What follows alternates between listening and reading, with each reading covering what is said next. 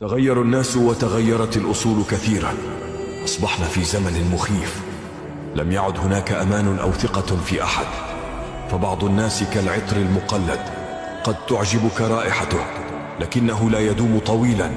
وبعض الناس كالأوطان، فراقهم غربة.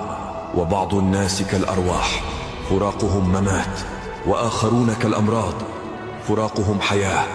لن يخرج من البرتقالة سوى عصيرها مهما ضغطت عليها، وكذلك لن يخرج من الإنسان عند الأزمات إلا ما تربى عليه. المتسامحون يتغافلون كثيرا ويغفرون كثيرا، ولكنهم إن رحلوا لا يعودون أبدا.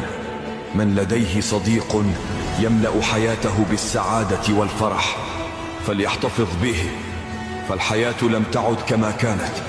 فالأوفياء رحلوا، وحفيظي الأسرار قلوا، والحاسدين كثروا. فالأمس عبرة، واليوم خبرة، وغدا تصحيح خطوة، وهذا حال الدنيا.